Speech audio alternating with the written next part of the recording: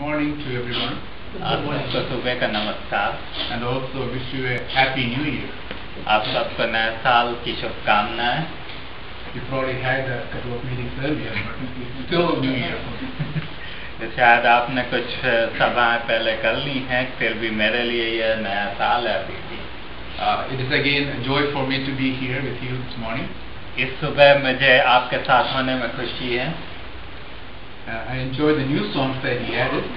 मुझे नए गाने पसंद आए जो आपने नए गाने शामिल किए हैं। The Bible says, sing a new song to the Lord. क्योंकि धर्मशास्त्र कहता है कि प्रभु के लिए नया गीत गाओ। Because His mercies are new every day. क्योंकि उसकी करुणा हमें हर दिन नई होती जाती है। Today I would like to take you back to an incident that happened in the life of Jesus Christ when he was very young, maybe about 12 years old. और मैं आज आपको उस घटना पर ले जाऊंगा जब प्रभु यीशु मसीह 12 साल के थे, जब बहुत छोटे ही थे। We see that story in the book of Luke, Luke's Gospel, chapter 2. और उसे हम लूक उसके दूसरे अध्याय में पाते हैं। His parents took Jesus to Jerusalem. प्रभु यीशु मसीह के माता पिता वे यरूशलेम ले गए। And Joseph and Mary, his parents, they were living in Nazareth at this time. और यूसुफ और मरियम जो उसके माता पिता थे, वे नासरत में रहते थे। Every year they would go to Jerusalem. और हर साल वे यरूशलेम जाया करते थे। Some of them will go 3 times a year. और कई लोग 3 बार जाया करते थे साल में। Because in the Old Testament, every male has to go to the temple at least 3 times a year. क्योंकि पुराने नियम में हर पुरुष को कम से कम 3 बार मंदिर जाना पड़ता था। If you don't go to the temple, you will go to the nearby synagogue. और अगर आप मंदिर नहीं जा सकते तो आप पास के सिनागॉग में जाते थे। Even though you go to the nearby synagogue, at least 3 times a year you have to go to the temple. और अगर आप पास के मंदिर में जाते हैं तो भी जो प्रमुख मंदिर यरूशलेम में है वहाँ साल के 3 बार जाना अवश्य था। Joseph and Mary, being very pious Jews, they would go every year, and they took their son Jesus also with him. और यूसुफ और मरियम जो कि बहुत ही धार्मिक प्रवृत्ति के थे, वे अपने पुत्र यीशु मसीह को लेकर वहाँ पर जाया करते थे। This time Jesus was 12 years old. और इस समय प्रभु यीशु मसीह की उम्र 12 साल की थी। It is very special because once you pass 12 years, at the age of 13 is where a Jewish boy is considered as a part of this Jewish group officially. और क्योंकि यह बहुत महत्वपूर्ण था, क्योंकि 12 साल की उम्र पार होने पर जब व्यक्ति 13 साल का होता है तो वह यहूदी समुदाय में एक प्रमुख मेंबर के रूप में बन जाता है। I mentioned that a Jewish person would go 3 times, at least one occasion is when during the time of Passover. और यहूदी लोग साल में 3 बार जाया करते थे और विशेष करके फसह के पर्व में जाया करते थे। They call it the feast of the Passover. और उसे फसह का पर्व कहते हैं। Do you know what Passover is all about? और फसह का पर्व क्या है? Passover is a memory of these people who were in Egypt, who were enslaved in Egypt, were delivered from Egypt to go to the promised land. और फसह का पर्व इस स्मृति में है कि इस्राएली मिस्र में गुलामी में थे और वहाँ से परमेश्वर ने उन्हें छुड़ाया और वे अपनी प्रतिज्ञा के देश में पहुँच सके। There was so much confusion and problem in the whole land of Egypt, and every firstborn of the child of the Egyptian child was dead, but the people of Israel were not at all affected by it, and they were delivered by the Passover, by the angel of death, which passed over them. और मिस्र में परमेश्वर ने जो विपत्ति डाली उसमें मिस्र के सारे पहलौठे या ज्येष्ठ पुत्र मारे गए थे और इस्राएली लोग उससे बिल्कुल प्रभावित नहीं हुए थे और उन्होंने छुटकारे को प्राप्त करके वो मिस्र से निकल। So even after so many years, they look back and say how God delivered them from Egypt. They were not harmed by the wrath of God, but they were delivered. And they look back and they say, this is the day to celebrate as the Lord commanded. We will remember our deliverance. We will praise God for His deliverance. That's what they did during feast of Passover. और कितने ही सालों के बाद वे पीछे मुड़कर देख रहे थे कि परमेश्वर ने उन्हें बड़े सामर्थ के साथ वहां से छुड़ाया। वे उस दिन को याद करके परमेश्वर की स्तुति और आराधना कर रहे थे कि परमेश्वर ने उन्हें वहां से छुड़ाकर बाहर निकाल के लाया। The second celebration that they used to was the day of Pentecost, the feast of Pentecost. और दूसरा समय जब वे मंदिर जाया करते थे वह पिंतेकुस्त का पर्व था। The first one, Passover, maybe in our calendar, maybe about March, April time frame. और पहला जो फसह का पर्व है वो करीब मार्च या अप्रैल के समय में आता है। The second one, which is called the Pentecost, maybe in the time frame of maybe about May, June time frame. About 50 days from the Passover is the Pentecost. और पिंतेकुस्त का जो पर्व है वह करीब मई या जून के समय में आता है, करीब 50 दिन के बाद फसह के पर्व के। And there is a reason why they come on after 50 years, because this is the harvest festival. After you have got all the grain, you have enjoyed God's goodness in your life, you have put everything into the barns, and you just want to thank God for God's goodness and mercy and blessing in their life. And they come back to God, we offer you our thanksgiving and praises to you, God, and that's what the Feast of Pentecost is all about. और पिंतेकुस्त का दिन इसलिए था ताकि जो अनाज होता है उस पर खुशी मनाने के लिए और परमेश्वर को धन्यवाद देने के लिए होता है।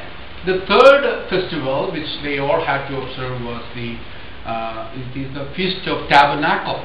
और तीसरा जो पर्व है वह झोपड़ियों का पर्व था। It is the feast of living in the tent. और वह झोपड़ियों में रहने का पर्व था। Remember the people when they were delivered from Egypt, they were traveling to a long way through the wilderness, and they did not have brand new houses, 4-bedroom houses or anything. They were living in the tent. और जब परमेश्वर ने मिस्र से इस्राएलियों को छुड़ाया और जब वे यात्रा कर रहे थे तो उनके पास कोई बड़े मकान नहीं थे रहने के लिए, वे झोपड़ियों में रहते थे। They will live in particular place, and after few days they go to another place, travel and pitch their tent and live there, and kept wandering in the wilderness. और वे कुछ दिन एक जगह पर रहते थे और उसके बाद वे वहां से जाकर किसी दूसरे जगह पर जाकर अपने तंबू खड़े करते थे और इस तरह वे रेगिस्तान में एक जगह से दूसरी जगह घूम रहे। Now they are in the promised land. अब वे अपने प्रतिज्ञा के स्थल पर हैं। Now they have their country of their own. वे अपने खुद के देश में हैं। But still they go back and say, how we came here. We were in the wilderness, wandering for 40 years. Living in the tents in the small limited space, and God is so good to us. He gave us a house for us to live now here. और उसके बावजूद भी वे उस दिन को याद करते हैं जब परमेश्वर उन्हें मिस्र से निकाल लेकर आया था और वह किस तरह उन्हें लेकर चला, और वे इस बात को देखकर धन्यवाद देते हैं कि अब हमें रहने के लिए घर है। This festival takes around September, October time. और यह पर्व करीब सितंबर या अक्टूबर के समय में होता है। So Jesus and his parents, they of course Mary and Joseph, they went to this Passover feast. और यीशु मसीह के माता पिता यीशु मसीह के साथ इस फसह के पर्व में गए। In those days when you go to the temple, you just don't take your car and drive. They had no cars. और उस समय में जब मंदिर जाते थे लोग तो कार लेकर ऐसे ही चले नहीं जाते थे। They probably put all the things that they had on a donkey or something like that, and make sure they all go as a company, as a caravan. It's not like one family going and the family going. They all go together joyfully to the temple of God to celebrate God's goodness and exalt Him and give thanks to Him. That was the whole plan. और वे उस समय में शायद गधे के ऊपर अपने सारे सामान को लाद कर जाया करते थे, और वे अकेले नहीं जाते थे बल्कि पूरे समुदाय के साथ जाया करते थे, और सब लोग मिलकर परमेश्वर के मंदिर में परमेश्वर को धन्यवाद देने के लिए परमेश्वर की स्तुति और आराधना करने So के लिए all their neighbors, I'm thinking Joseph and Mary called their friends, and they're all going together, and there's some relatives. We are going. What time are you going to leave? We're going to start early in the morning, 6 o'clock, that before the sunrise, you will be able to go to that place. And they all planned, and they were all going as a group. It's not just one family going; it is whole group of people moving towards Jerusalem. और वे शायद आसपास के लोगों को और रिश्तेदारों को सबको बुलाते होंगे और योजना बनाते होंगे कि कब निकल रहे हैं, सुबह 6 बजे के पहले निकल रहे हैं, कब जा रहे हैं, और सब इकट्ठे वहाँ पर मंदिर जाया करते थे। And the temple in the Jerusalem is up in a hill, and while they are climbing up the hill, they will sing unto the Lord the goodness of God. They call the songs of ascent. और जब यरूशलेम जाते थे तो यरूशलेम पहाड़ के ऊपर बसा हुआ है, तो वे जब ऊपर जाते थे तो गीत गाते हुए जाते थे जो पहाड़ पर जाने वाले। Just like we were singing यीशु नाम स्वीट है। और जैसा कि हम गाते हैं कि यीशु नाम मीठा है, यीशु नाम अच्छा है, यीशु नाम अच्छा है। Like that they will say the name of God is great. और उसी तरह से वो परमेश्वर का नाम महान है गाते हुए ऊपर जाते। He is my savior. वह मेरा उद्धार करता है। He is my redeemer. वह मेरा छुटकारा देने He वाला has been है। merciful to me. और वह मेरे ऊपर He दयालु has है। been so loving to me. और वह मेरे प्रति इतना प्रेम से भरा हुआ है। Telling the story one after the other. One person singing in the pole in the front, another person all repeating, just like what we are doing here. और वे उस तरह से गाते हुए जाते थे, एक व्यक्ति गाता था और शायद उसके पीछे दूसरे लोग भी गाते हुए जाते थे। And after reaching there, they did all the rituals that associated with the Passover. और वे वहाँ जाकर फसह के पर्व में सब जो रीति रिवाजों से पूरा करते They हैं। probably stayed there for a few days, maybe a week, and then they had time to come back. और वे वहाँ पर शायद एक हफ्ते रहे होंगे, कुछ दिन रुके होंगे। And they all decided to come back, and they said, we are going, and they all started moving back. और उन्होंने सबने निर्णय किया कि अब हम वापस जाएंगे, और वे सब लोग वापस जाने के लिए There's a चले। huge crowd of people, and everybody assumed that everybody knew where they are going, and they all started coming back. Joseph thought Mary and the kids, usually when they go, the kids and the children are in the front, and the men go at the back, and then that's how they go. और वे सारे झुंड के रूप में वापस जा रहे थे। साधारणतया बच्चे सामने रहते हैं और पुरुष पीछे रहते हैं, और उस तरह से वे जाते हैं साथ। Mary thought Jesus is 12 years old, now he feels like a man, maybe he's with his dad, and maybe he's with Joseph. और मरियम ने सोचा है कि यीशु मसीह अब 12 साल के हो गए हैं, बड़े हो गए हैं, हो सकता है वे अपने पिता यूसुफ के साथ। So one day passed. और एक दिन गुजर गया, I'm thinking maybe in the evening. और शायद शाम को They started looking at each other. Where is Jesus? और वे एक दूसरे को देखने लगे कि यीशु कहाँ है। Can you imagine that two parents wondering where the child is? Mother saying, I thought he was with you. No, I left it with you. And all of a sudden, so much confusion and embarrassment. और आप सोच सकते हैं कि माता पिता आपस में बात कर रहे हैं कि मैं सोच रहा था कि वो आपके साथ है, और दूसरे कह रहे हैं कि मैं सोच रहा था कि आपके साथ हैं, और एक दूसरे से वाद विवाद कर रहे हैं। They start going to their relatives and friends and neighbors and say, did you see Jesus? Did he ever come here? And they start asking the friends and the kids of same age and things of that sort. और वे शायद रिश्तेदारों के पास जाकर ढूंढने लगते हैं, और वहाँ पे बच्चों से भी पूछते हैं कि यीशु मसीह कहाँ They है। all said, no, I didn't see him. Last time I saw him was in the temple. और उन्होंने सबने कहा कि हमने उसने नहीं देखा, आखिरी बार हमने केवल मंदिर में देखा था। They cannot go forward without their child. They went back to Jerusalem. और वे अब बच्चे के बिना आगे नहीं जा सकते, वे पीछे लौट कर So यरूशलेम one जाते। day's journey that way, one day's journey this way, and when he come back, he's not just waiting for him. No, they looked around for one more day. Third day they found him. और एक दिन आगे की ओर वे ने यात्रा की, एक दिन वापस आने में यात्रा की, और वे सब जगह ढूंढते रहे, एक दिन उसमें निकल गया, तीसरे दिन उन्होंने यीशु They मसीह found को him in पाया। an unusual place. और उन्होंने यीशु मसीह को एक बहुत ही अलग जगह पे पाया। He's not playing in the courtyard of the temple. और यीशु मसीह कहीं पर खेल नहीं रहे हैं, He is not even just doing anything outside. और बाहर कुछ नहीं कर रहे हैं। He is at the place where all the scribes and the Pharisees and all the teachers of the law is sitting. He's right with them. और यीशु मसीह वहाँ पर बैठे हैं जहाँ पर धार्मिक अगुवे हैं, जहाँ पर फरीसी और सदूकी हैं, और दूसरे लोग हैं जो धार्मिक उसमें बड़े लोग हैं। Can you imagine the face of Mary? Mary looking at him. They had eye contact. Mary going to Jesus and said, "What have you done, Jesus?" और आप सोच सकते हैं कि मरियम क्या यीशु। Usually mothers are very vocal. Joseph is behind. He's not saying anything here. और हो सकता है यूसुफ पीछे रहा होगा और वह कुछ नहीं कह रहा है। Your father, your dad, and me, we were looking all over. What have you done? Why did you come with us? What in the world is going on? आपके पिता और मैं आप तो सब जगह ढूंढ रहे थे, तो आप यहाँ पर क्या कर रहे हैं? I'm really upset at what you did. और मैं बहुत ही ज्यादा क्रोधित हूँ जो आपने किया है। Jesus looked at them. यीशु मसीह ने उनकी ओर देखा। He did not say sorry or anything. तो यीशु मसीह ने यह नहीं कहा कि मुझे खेद है। He said, "Am I not be in my Father's business?" और यीशु मसीह ने कहा, क्या मुझे अपने पिता के कार्य में, भवन में नहीं रहना है? You know what he was doing until that time?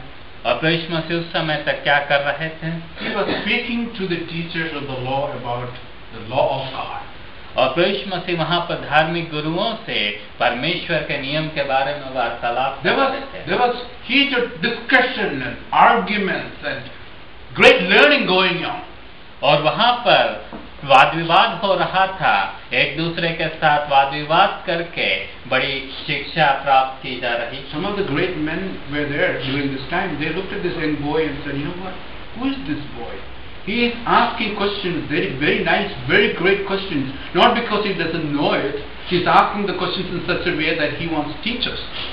और वहाँ पर बहुत से बड़े लोग वहाँ पर थे जो कि बड़े सीखे हुए लोग थे, और वे कह रहे थे कि ये लड़का कौन है, 12 साल का लड़का है, वह ऐसे प्रश्नों को पूछ रहा है जो कि महत्वपूर्ण प्रश्न है, वह ऐसे पूछ रहा है जैसे वह जानता हो और वह हमें सिखाना चाहता हो। And he was also getting answers to some of the issues that were discussed. और यीशु मसीह वहाँ पर जवाब भी दे रहे थे जिन प्रश्नों को वे उठा रहे थे। You know, Jesus has a very unique way of asking questions in such a way that you're asking for the other person to think rather than it's not because he doesn't know. For example, Nicodemus, when he came to him at night and asked him, how shall I inherit the kingdom of God? और यीशु मसीह के पास एक बड़ा अच्छा तरीका था, वे प्रश्नों को पूछते थे जिससे लोग सोच सकें और लोग उस उत्तर तक पहुंचने की कोशिश कर सकें। यीशु मसीह के पास जब निकोदेमुस आया तो यीशु मसीह ने उससे प्रश्न पूछा। Actually, he did not ask that question, but Jesus himself said, "You should be born again to see the kingdom of God." बल्कि यीशु मसीह ने निकोदेमुस से कहा कि तुझे नए सिरे से जन्म लेना आवश्य है। And then he said, "Unless you are born again, you shall not see the kingdom of God." And then he asked, "How can a man go into his mother's womb and be born again?" Then he answers the question, "Even though you are a teacher of Israel, have you not known this is spiritual birth, not physical?" और जब यीशु मसीह ने Nicodemus से कहा कि तुझे नए सिरे से जन्म लेना अवश्य है स्वर्ग राज्य में जाने के लिए, तो निकोदेमुस पूछता है कि मैं एक बार जन्म ले चुका हूँ, तो अब मैं माता के गर्भ में फिर से कैसे जाकर जन्म ले सकता हूँ? तो यीशु मसीह ने उससे कहा कि क्या तू शिक्षक होते हुए नहीं जानता कि यह भौतिक जन्म नहीं है बल्कि आत्मिक जन्म है। If Jesus asks you a question, it's not because he does not know the answer, because he wants you to think about the right answer. और यीशु मसीह अगर किसी प्रश्न को आपसे पूछते हैं तो वह इसलिए नहीं कि यीशु मसीह को जवाब नहीं मालूम, बल्कि वे इसलिए पूछते हैं कि आप उस पर सोच सकें और जवाब प्राप्त कर सकें। In the Garden of Eden, God did the same thing. He asked Adam, "Where are you?" और आदम की वाटिका में भी परमेश्वर ने प्रश्न पूछा कि आदम तू कहाँ है? Does that mean that God does not know where Adam is? और इसका मतलब क्या यह है कि परमेश्वर नहीं जानता कि आदम कहाँ है? Sometimes he asks you questions, "Where are you?" और कई बार परमेश्वर प्रश्न पूछता है कि आप What are you doing? आप क्या कर रहे हैं? Do you love me? क्या आप मुझसे प्रेम करते हैं? He asked that to Peter. यीशु मसीह ने उस पतरस से ये प्रश्न पूछा। Sometimes he asks you your state of it too. और कई बार परमेश्वर हमसे पूछता है कि हम क्या कर रहे हैं। What is the business of his father? और परमेश्वर का कार्य क्या था? Jesus came into this world to do his father's will, right? यीशु मसीह दुनिया में इसलिए आए कि पिता की इच्छा को पूरा करें। Jesus himself says that Son of Man came not to be ministered unto, but to minister and give his very life for others. और यीशु मसीह कहते हैं कि मनुष्य का पुत्र इसलिए नहीं आया कि उसकी सेवा की जाए, बल्कि इसलिए आया कि मनुष्यों की सेवा करे और उनके लिए अपने प्राणों को दे दे। He came to serve you. यीशु मसीह हमारी सेवा करने के लिए आया। No, we all like to have servants. हमारे को सबको नौकर होना पसंद है। You know, one of the things that I experienced when I went to India and Africa last summer, it's like every house has servants. और मैं जब भारत गया और अफ्रीका गया तो वहाँ पर मुझे ये देखकर अच्छा लगा कि वहाँ पर सब जगह नौकर हैं। Great luxury which we don't have it here in the United States. और ऐसी चीज है जो यहाँ अमेरिका में नहीं है। You know, in Africa, we had clothes to wash, and there were 3 people ready to wash our clothes, and it takes a whole day for them to wash our clothes. But there are people just waiting there to give our dirty clothes. They will wash. और हमें Africa में अपने कपड़े को धुलवाने की जरूरत थी, और वहाँ पर 3 लोग इंतजार कर रहे होते हैं कि हमारे कपड़ों को धोकर दे दे। उन्हें दिन भर लगता है, फिर भी वो वहाँ तैयार है धोने के लिए। There was another person to clean the inside of the house. और दूसरा व्यक्ति वहाँ था जो घर के अंदर साफ सफाई करने के लिए। Another person to help with cooking. और दूसरा व्यक्ति खाने के लिए तैयारी करने के लिए। So actually Jesus came as a servant. He came to serve and give for other people whatever they need. और प्रभु यीशु मसीह सेवक के रूप में इस दुनिया में आया ताकि वे दूसरे लोगों को सहायता कर सके, उनकी जो कुछ भी आवश्यकता है। He showed that by washing the feet of the disciples. और प्रभु यीशु मसीह ने वह लोगों के पांव, अपने शिष्यों के पांव धोकर उसे दिखाया। He said, even though I am your master, you call me master, I, your master and Lord, have washed your feet, and you also do the same thing. I want you to be serving others, not as masters, but as servants. और प्रभु यीशु मसीह ने शिष्यों को कहा कि तुम मुझे गुरु कहकर पुकारते हो, सही करते हो, मैं तुम्हारे गुरु हूँ, उसके बाद भी मैं तुम्हारे पाँव को धो रहा हूँ। उसी तरह से तुम एक दूसरे की सेवा करो। Another business that he was involved was teaching. और प्रभु यीशु मसीह दूसरा कार्य जो कर रहे थे, प्रभु यीशु मसीह शिक्षा दे रहे थे। He was teaching people the great things of the kingdom of God. प्रभु यीशु मसीह परमेश्वर के राज्य की महान चीजों की शिक्षा दे रहे थे। He was making people ready for the kingdom of God. और प्रभु यीशु मसीह लोगों को परमेश्वर के राज्य के लिए तैयार कर रहे थे। You remember the story of Samaritan? और आप सामरी स्त्री की कहानी को जानते हैं। This woman was a sinful woman who was so shameful of herself that she would not come into public, that she would find a place when nobody is there in the well, and she would come in the afternoon where nobody usually comes to that well. और यह स्त्री पापी स्त्री थी और अपने आप से इतने ज्यादा शर्मिंदा थी कि वह सार्वजनिक रूप से लोगों के सामने नहीं आती थी, बल्कि दोपहर को पानी लेने आई जब दूसरे कोई पानी लेने नहीं जाते।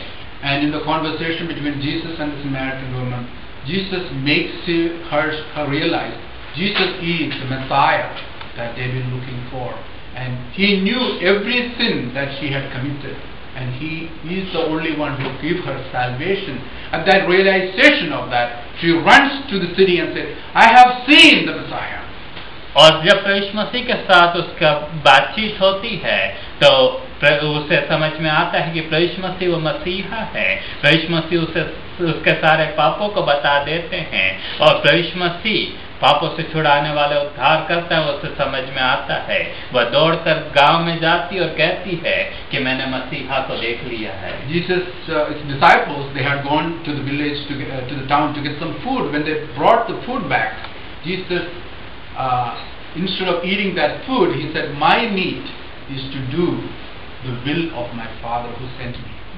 और प्रभु यीशु मसीह जब स्त्री से बातचीत कर रहे थे, उस समय शिष्य गए हुए थे गांव में ताकि वे कुछ भोजन लेकर आए। जब वे वापस आकर भोजन को प्रभु यीशु मसीह को देते हैं, प्रभु यीशु मसीह उस भोजन को नहीं खाते और कहते हैं कि मेरा भोजन पर मेरे पिता की इच्छा को पूरा करना है। He says that my greatest desire in this life that I am here is not to eat food and have a good time, but it is to do the will of my Father who sent me. और प्रभु यीशु मसीह कहते हैं कि जब मैं इस दुनिया में हूँ तो मेरी सबसे प्रमुख इच्छा खाना पीना नहीं है, बल्कि पिता की इच्छा को पूरा करना है। The greatest will of God the Father was that the sin of man should be done with. There should be a remission of sin and forgiveness for sin of all mankind. और पिता की सबसे बड़ी इच्छा यह थी कि लोगों के पाप धोए जाएं, लोग के पाप हर लिए जाएं, लोग पापों से छुटकारे को पा सकें। And that is why he sent his son into this world.